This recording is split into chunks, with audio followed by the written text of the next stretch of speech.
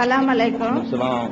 அதாவது ஒரு மனிதன் தன்னிடம் உள்ள ஒரு பொருளை 10 ரூபாய்க்கு வாங்கி அதை 12 ரூபாய்க்கு விற்று 2 ரூபாய் லாபம் சம்பாதிக்கிறான். அதை இஸ்லாம் அனுமதிக்கிறது. ஆனால் மற்றொரு மனிதன் தன்னிடம் பொருள் இல்லாத காரணத்தால் 10 ரூபாய் பொருள் தன்னிடம் பணம் தேடி வந்தவுடன் 10 ரூபாய்க்கு வட்டி வாங்குறதை இஸ்லாம் மறுக்கிறது. அதற்கு காரணம் என்ன? இரண்டும் லாபத்தோடு தானே நடக்கிறது. அழகான கேள்வி, தெரிஞ்சு கொள்ள வேண்டிய கேள்வி கேட்டிருக்காங்க. அதாவது இஸ்லாமிய அடிப்படையில் வட்டிங்கிறது அறவே கூடாது. எல்லா விதமான வட்டியும் இஸ்லாம் தடுக்குது. அவங்க என்ன கேட்கறாங்கன்னா, 10 ரூபாய்க்கு ஒரு பொருளை இதை வாங்குறேன், 12 ரூபாய்க்கு நான் விற்கிறேன், 12 ரூபாய்க்கு விற்கிறேன், 2 ரூபாய் எனக்கு லாபம் கிடைக்குது. ஒருத்தர் என்கிட்ட கடன் கேட்டு வர்றாரு, நான் 10 ரூபாயை கொடுக்குறேன், கேஷா இந்த பொருளை கொடுக்காம 10 ரூபாயை கொடுக்குறேன், நீ 12 ரூபாய் தாண்டு சொல்லி கேட்கிறேன். ரெண்டும் ஒண்ணுதானே? ஒரு பொருளை 10 ரூபாய் பொருளை வியாபாரத்தில் லாபம் வைக்கலாம்னு சொன்னா வட்டி ஏன் கூடாதுங்கிறது ஒரு தர்க்க ரீதியான ஒரு லாஜிக்கான ஒரு அருமையான கேள்வி கேட்டிருக்கிறாங்க. ஆனா ரெண்டுக்கும் உள்ள வித்தியாசம் நீங்க புரிஞ்சுக்கணும்.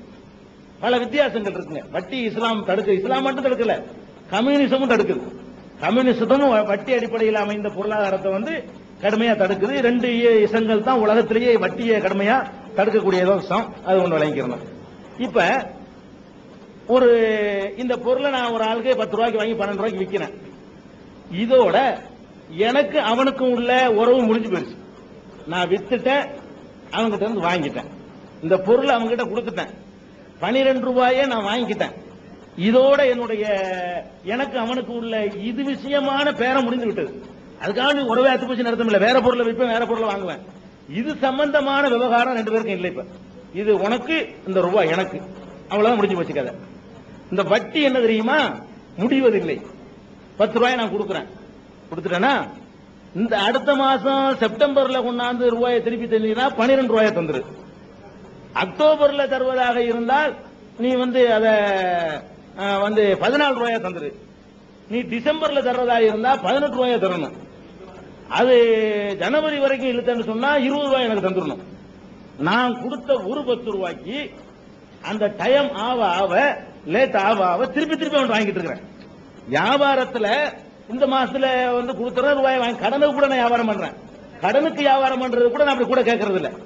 இந்த பொருளை கடனா ஒரு ஆளுக்கு 12 ரூபான்னு பேசி கொடுத்து விட்டேன். நீ 12 ரூபா கொடுத்துருப்பா, நான் தந்துடுறேன், வசதிப்படும்போது தந்துடுறேன், சம்பளம் வாங்கி தந்துடுறேன், எழுதிக்கிறேன் கணக்குல. அவன்கிட்ட அந்த 12 ரூபாய் தான் நான் வாங்குவேன். 12 ரூபாய்க்கு மேல வாங்க மாட்டேன். 2 ரூபாய் எனக்கு லாபம், முடிஞ்சு வச்சுக்காத. இந்த வட்டி இருக்கு பாருங்களேன், இவன் அந்த அசலை திருப்பி இவன்கிட்ட கொடுக்கிற வரைக்கும் அவன் ஒரு 20 வருஷம் 30 வருஷம் ஆனாலும் சரி 10 ரூபாய்க்கு 10,000 ரூபாய் எல்லாம் கொடுக்க வேண்டி வரும். இவன் வாங்கினது வெறும் 10 ரூபாய். 10 பவுன் நகையை 1000 ரூபாய்க்கு அடமானம் வச்சுட்டு அந்த 10 பவுன் நகையும் முழுகி போனவர்கள் எல்லாம் நம்ம இன்னைக்கு பார்த்துட்டு இருக்கோம். 10 பவுன் நகை, 10 பவுன் நகைக்கு இன்னைக்கு உள்ள மதிப்பு 40,000 ரூபாய். 40,000 ரூபாய் உள்ள நகையை ஒருத்தன் வச்சுட்டு 1000 ரூபாய் நான் கடனை வாங்கிட்டு போன ஒரு அவசர தேவைக்கு கொடுக்க முடியல. 1000 1200 ஆகிக்கிறது ஒரு மாசத்துல. அடுத்த மாசம் என்ன செய்யறான் தெரியுமா? 1000க்கு கூட 200 ரூபாய் சேர்த்து போட மாட்டான், 1200க்கு போடுவான். 1200 ஆயிருச்சுல. ஜனவரில வாங்கினா பிப்ரவரியில் 1200 கொடுக்கணும். மார்ச்சுக்கு என்ன செய்வான் தெரியுமா? 1000க்கு 200 ரூபாய் வட்டி போட மாட்டான், 1000க்கு போடாம 1200க்கு போடுவான். 200 பிளஸ் 200க்கு ஒரு 40 ரூபாயை போட்டு அவன் என்ன செய்வான்? 1440 ஆகிக்கிறான். அதுக்கு அடுத்த மாசம் என்ன செய்வான்னா 1440க்கு வட்டியை போடுவான். இப்படியே போய்கிட்டு இருந்தா கடைசியில் என்ன ஆயிரும்? 40,000 ரூபாய் முடிஞ்சு போயிடும். ஐயா மூழ்கி போச்சியா அவன் சாமான்றான்.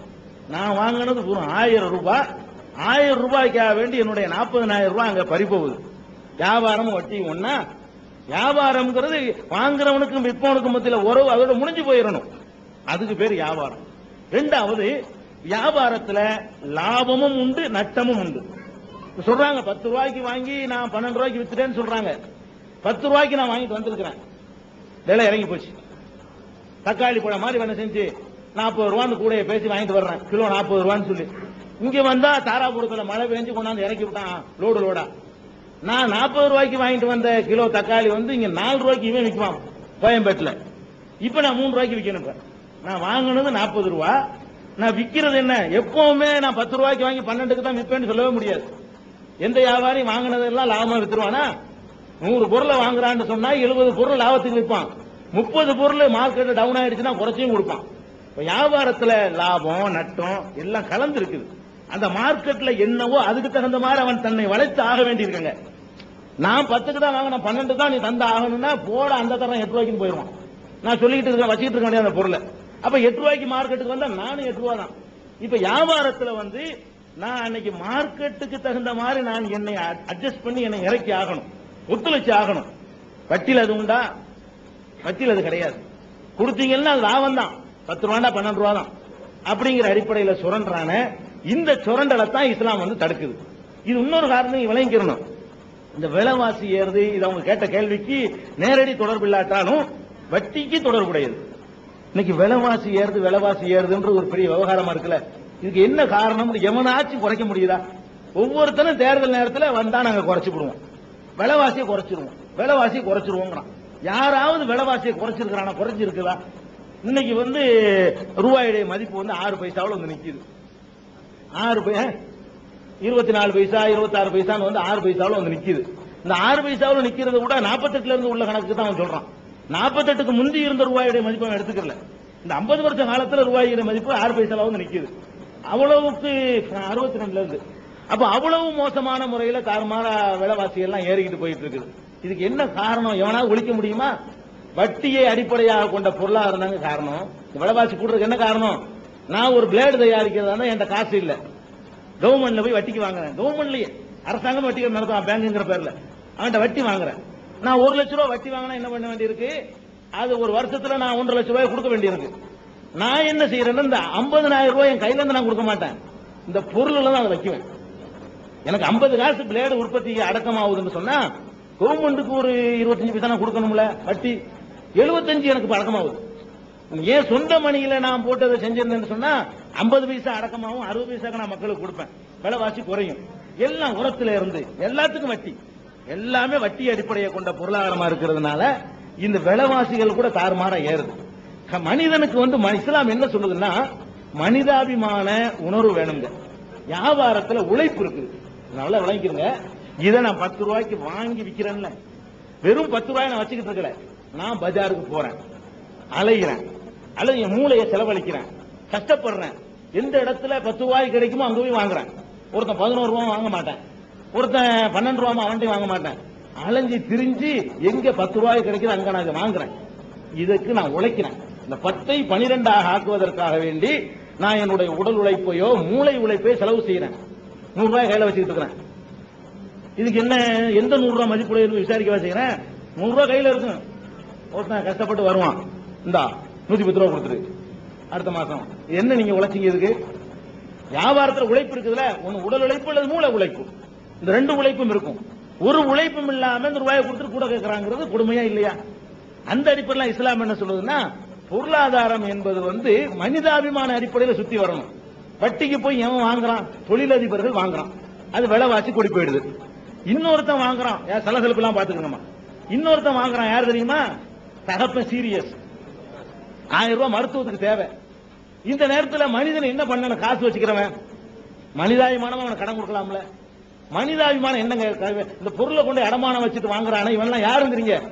1000 500 வாங்குறவன் பில்டிங் கட்டுறதுக்காக வாங்குறான், பெரிய பெரிய தொழிற்சாலையை உண்டாக்குறதுக்காக வாங்குறான், பேங்க்ல கடன் வாங்கிட்டு ஏமாத்திரமா அதுக்கு வாங்குவான், அது வேற விஷயம்.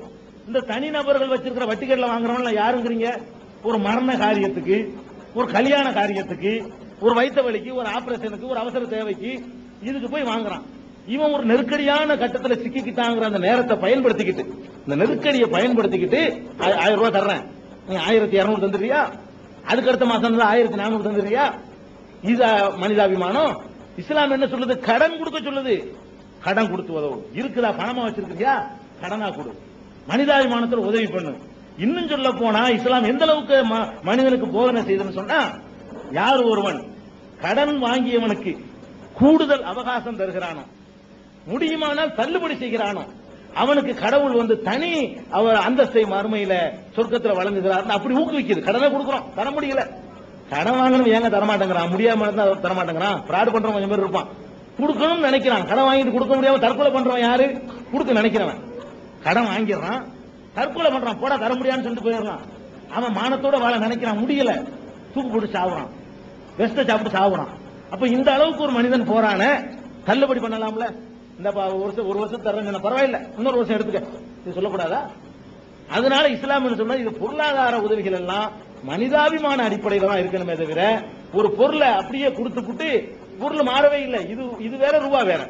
இதை கொடுத்து நான் ரூபா வாங்குறேன், இவன் கொடுக்கறதையே கூட வாங்குறான்.